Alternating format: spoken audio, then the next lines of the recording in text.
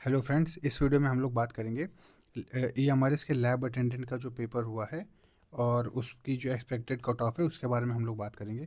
Lab attendant का paper वही 21 दिसंबर को सेकंड शिफ्ट में आप लोगों का पेपर हुआ था। और चलिए कट ऑफ पे बात करते हैं। जैसे कि टोटल 5 पार्ट में पेपर पूछा गया था आपसे। रीजनिंग एबिलिटी के 25 सवाल थे, क्वांट के 25 थे, जनरल अवेयरनेस के 20, कंप्यूटर के 10 और लैंग्वेज कॉम्पिटेंसी इंग्लिश के 10 और जनरल हिंदी 10 आपसे पूछी गई थी। तो रीजनिंग में जो आप एवरेज अटेम्प्ट कर पाएंगे, है ना, जिस टाइम और क्वेश्चंस के फ्रेमिंग को और स्ट्रक्चर को समझते हुए, वो 25 में से आप लगभग 17 से 18 क्वेश्चन ही कर पाएंगे। ठीक है।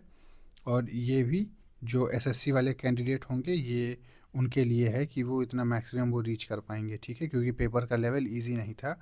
पेपर जो है इजी नहीं था बिल्कुल भी। वो मॉडरेट टू टफ कैटेगरी में पेपर को डाला जाएगा। मॉडरेट से टफ कैटेगरी में पेपर था। ठीक है। अब क्वांट में जो आप क्वेश्चन कर पाएंगे वो 25 में से आप लगभग जो एक नॉर्मल एवरेज स्टूडेंट होगा वो 12 सवाल कर पाएगा, 12 से 13 क्वेश्चन। ठीक है। वो भी काफ़ी उसको मेहनत लगेगी कि ये 12 क्वेश्चन और निकाल सके, क्योंकि मैथ का लेवल काफ़ी ऊपर था, आप सबको मालूम है। फिर बेसिक नॉलेज ऑफ कंप्यूटर की अगर बात करें तो कंप्यूटर में आप नहीं सॉरी जनरल अवेयरनेस की बात करें। जनरल अवेयरनेस जो है इजी थी, वो 20 में से लगभग आप 16 निकाल सकते थे सवाल। और रही बात कंप्यूटर की, कंप्यूटर भी इजी था, कोई डिफ़िकल्ट पार्ट नहीं था। कंप्यूटर में आप लगभग 10 में से 7 क्वेश्चन 8 क्वेश्चन निकाल सकते हैं। 8 मान के चलिए, आप 8 क्वेश्चन ला सकते हैं। डिफ़िकल्ट पेपर नहीं था। लैंग्वेज कॉम्पिटेंसी में सिमिलरली वही 10 में से आप 7 ला सकते हैं ऑन एवरेज। और हिंदी में भी आप लोग 7 ला सकते हैं। ठीक है। तो अब अगर इन चीज़ों को, इन सवाल को अगर जोड़ा जाए तो कितना आएगा बताते हैं आपको। जैसे 17 सवाल पहले, 17 plus 12 plus 16 plus 8 plus 7 plus 7 14, 67। ठीक है। टोटल जो आपका सवाल आ रहे हैं, जो टोटल मार्क्स बनेंगे वो 67। और क्योंकि पेपर डिफ़िकल्ट था, ठीक है, तो ये एक जो 67 मार्क्स आपके आएंगे, ठीक है, ये एक जनरल है। ठीक है। और जो कट ऑफ है वो देखिए, क्योंकि इसमें ये टीयर 1 है। ठीक है। टीयर 1 आपको क्या करना है, इसको क्वालिफाई करना है। ठीक है। तो जनरल अटेम्प्ट बच्चों के जनरल मार्क्स अगर मान लीजिए 60 टू 70 के बीच में अगर रहता है और ऑन एवरेज वो 65 मार्क्स रहते हैं। ठीक है। तो 65 मार्क्स में अगर वो टीयर 1 के लिए कॉल है और लैब अटेंडेंट की जो पोस्ट है वो अगर मान लीजिए कितनी वैकेंसीज़ हैं इसके लिए। ठीक है। 17 से 20 वैकेंसीज़ हैं। ठीक है। तो एक मिनट, इसकी वैकेंसी हम लोग चेक कर लेते हैं कि वैकेंसी कितनी है। तो जो ईएमआरएस की में जो लैब अटेंडेंट की वैकेंसीज़ हैं वो अगर टोटल देखा जाए तो 146 वैकेंसीज़ हैं। और 146 को टीयर 1 में टोटल जब वैकेंसी 146 है और 1:10 रेशियो में टीयर 2 के लिए बुलाया जाना है, तो 1:10 मतलब हर एक पोस्ट पे अगर एक बच्चा है तो 146 पोस्ट पे 10 बच्चे, मतलब 1460 बच्चे मेंस के लिए बुलाए जाएंगे। मेंस मतलब टीयर 2 के लिए, है ना, इतने बच्चे बुलाए जाएंगे। ठीक है। 1460 बच्चे। ठीक है। तो जो अब बाकी जो कैटेगरी वाइज कट ऑफ है वो 62 है। तो मतलब यहाँ पे लैब अटेंडेंट के लिए 62 अगर वैकेंसीज है तो यहाँ से आपको 620 बच्चे बुलाए जाएंगे। और जो ईडब्ल्यूएस वाले हैं 14 से मतलब 140। और ओबीसी वाले जो नॉन क्रीमी लेयर हैं 390। और शेड्यूल कास्ट सिमिलरली 210। इसमें 10 मल्टीप्लाई कर दीजिए तो इसमें से 100 बच्चे। अब इसकी जो अंदर कैटेगरी है वो आप ऐसे देख सकते हैं। ठीक है, क्या है।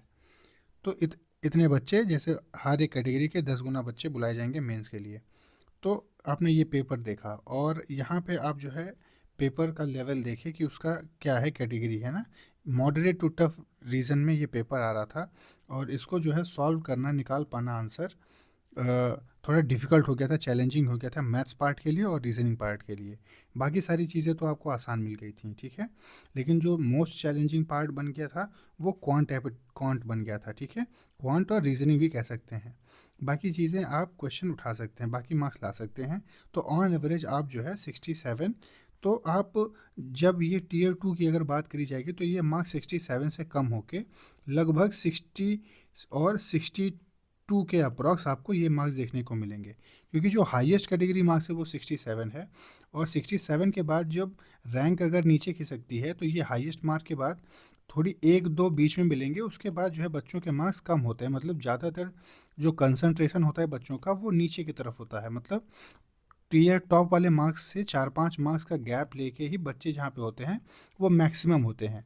तो यहाँ से बच्चों को उठाना मतलब यहीं से कट ऑफ बनती है ज़्यादातर।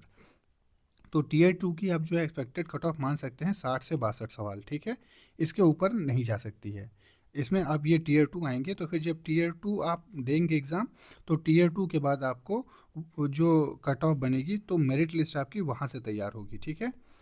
तो फिलहाल आपको टीयर 1 क्लियर करने के लिए आपके अगर 60 से 62 क्वेश्चन अगर आपको मिल रहे हैं तो आप जो है सेफ जोन में हैं, ठीक है। बाकी आपके स्कोर कैसा रहा है उस पर भी निर्भर करता है। आप अपना स्कोर जो है कमेंट सेक्शन में लिख के बताइए कि लैब अटेंडेंट में आप कितना स्कोर कर पाए हैं, ठीक है। और क्या डिफ़िकल्टी आपको फेस करने को पड़ी थी एग्ज़ाम में, वो सब भी आप लिख के बताएं। फिर उसी हिसाब से अगर मॉडिफिकेशन करना होगा, मतलब आप लोगों के रिज़ल्ट के हिसाब से ये मॉडिफाई होगा। ये एक जनरल एनालिसिस है, ठीक है। लेकिन अभी आप लोग जैसे अटेम्प्ट अगर मैक्सिमम बच्चों के अटेम्प्ट अगर 50 से 55 रह रहे हैं, ठीक है। और मतलब अगर 70% कैंडिडेट्स अगर इसी में लाई कर रहे हैं तो जाहिर सी बात है कट ऑफ आपको नीचे देखने को मिलेगी, ठीक है।